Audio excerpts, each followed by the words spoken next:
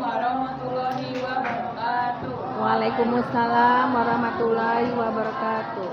Oke, terima kasih Mandi atas kesempatannya untuk kita berdiri di sini. Izinkan kami dari kelompok 3 juga beranggotakan Kalista, Absen Imam, dan Absen.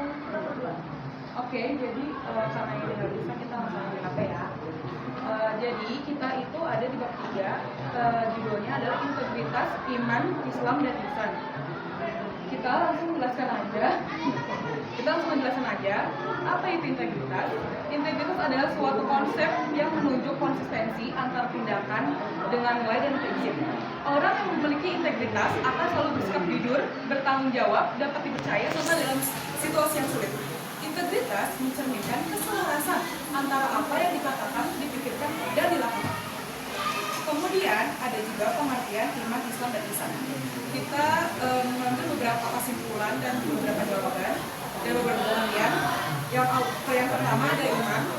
Iman itu berasal dari kata amina yu'manu amanan yang berarti percaya. Dan dalam surah Al-Baqarah ayat 165 dikatakan bahwa orang yang beriman adalah orang yang aman sama cinta kepada Allah. Iman adalah tasdik biqauli wa iqrar bilisan amal bil aqwal. Dan ada Islam. Islam adalah amalan-amalan lahiriah yang mencakup syahadat, sholat, puasa, zakat, dan haji bagi yang baik. Dan ada yang berpendapat bahwa Islam berarti Islam yang yaitu mencari keselamatan atau bersihati. Islam juga mengajarkan bahwa Allah menurunkan firman-Nya kepada manusia melalui para nabi dan rasul utusannya, dan meyakini bahwa Muhammad adalah nabi dan rasul terakhir yang diutus ke dunia oleh Allah SWT. Yang terakhir ada ihsan. Ihsan berasal dari kata bahasa Arab yang berarti kesempurnaan atau kebaikan. Mohon perhatian, saatnya jam kedua di... Oke, saya ulangi lagi. Ihsan berasal dari bahasa Arab yang berarti kesempurnaan atau yang terbaik. Ihsan adalah puncak prestasi dalam ibadah, muamalah, dan akhlak. Lalu, ihsan adalah hal-hal yang mencakup amalan batin.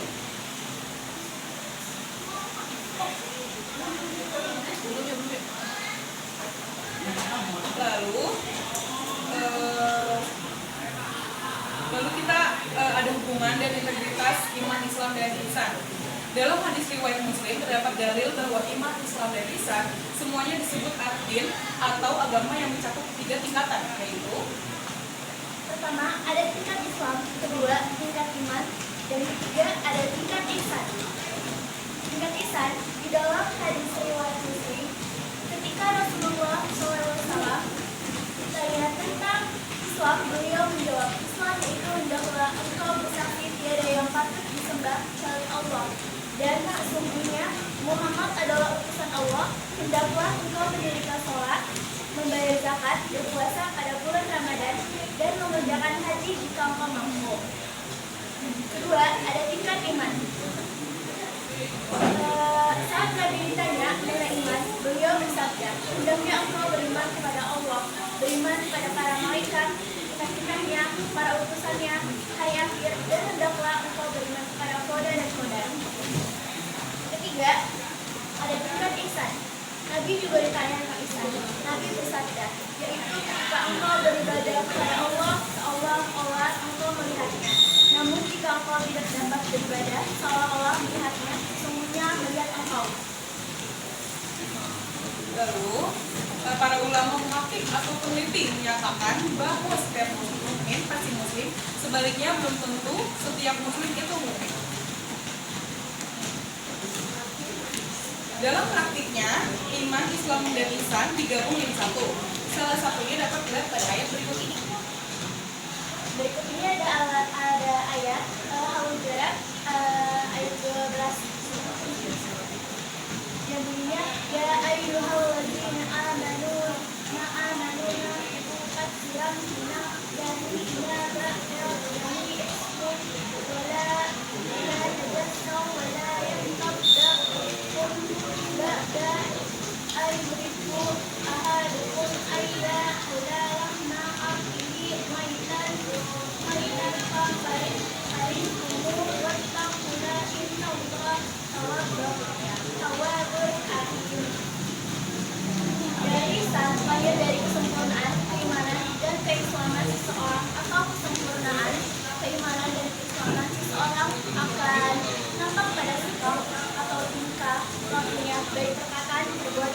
apapun pikirannya. Lalu kita sampai di penghujung, yaitu kesimpulan. Ihsan merupakan pengakuan hati, pengucapan lidah, dan pengamalan anggota badan. Islam adalah agama yang mengemban misi keselamatan dunia dan akhirat, kesejahteraan dan kemakmuran lahir batin bagi seluruh umat manusia dengan cara menunjukkan kepatuhan, ketundukan, dan kepasrahan kepada Allah dengan melakukan segala perintahnya dan menjauhi larangannya. Ihsan adalah puncak prestasi dalam ibadah, muamalah, dan akhlak. Oleh karena itu, semua orang menyadari hal ini tentu akan berusaha dengan seluruh potensi diri yang dimilikinya agar sampai pada tingkat tersebut. Oke, terima kasih. Ada yang mau bertanya? Tolong di grup ya, teman-teman. 3.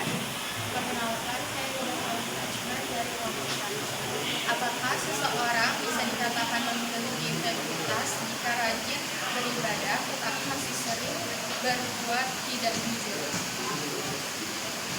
Perkenalkan, saya Nadine Anindita dari kelompok 5. Pertanyaannya adalah jika seseorang sudah melakukan beribadah tetapi masih melakukan hal-hal buruk kepada orang lain, apakah orang tersebut sudah menerapkan ihsan dan mengapa? Terima kasih. 3.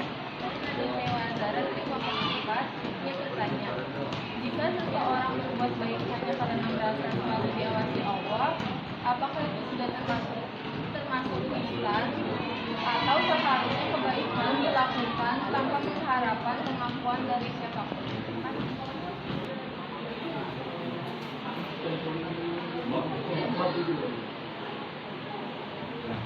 Assalamualaikum warahmatullahi wabarakatuh. Waalaikumsalam warahmatullahi wabarakatuh. Perkenalkan, nama saya Fahmi Biasa, saya dari kelompok 7. Jadi saya ingin bertanya bagaimana cara mempertahankan integritas Islam ketika hubungan kita justru mendorong kita untuk berbuat sesuatu yang bertentangan dengan agama Islam. Terima kasih. Assalamualaikum warahmatullahi wabarakatuh. Waalaikumsalam warahmatullahi wabarakatuh. 3. Waalaikumsalam warahmatullahi wabarakatuh. Apa akibatnya jika seseorang memiliki kebaikan tapi dia tidak menerapkan dalam kehidupannya? Izinkan kami untuk berdiskusi terlebih dahulu ya, teman-teman.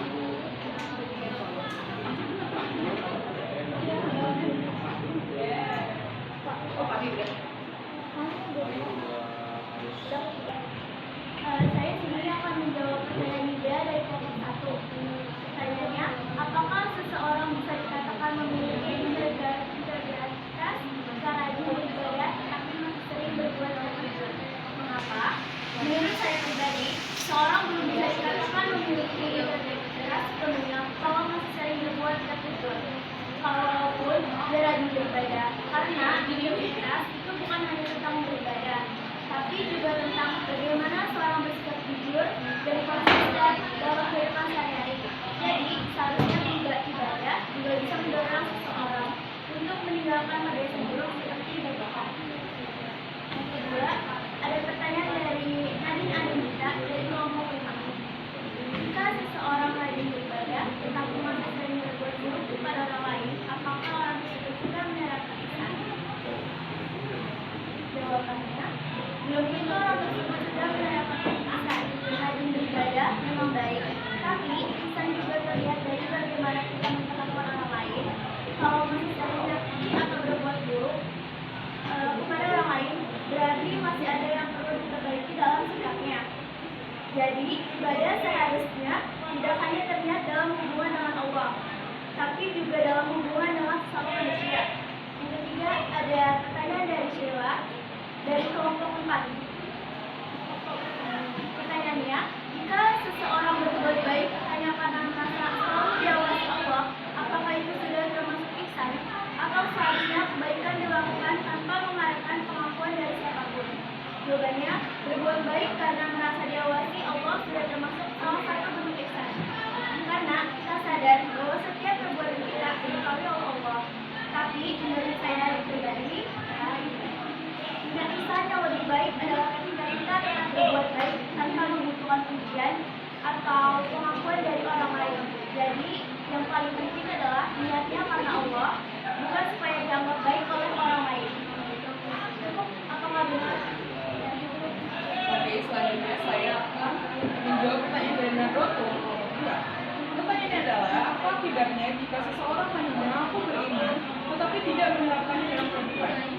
Akibatnya, keimanan tersebut hanya menjadi ucapan tanpa bukti nyata dalam perilaku.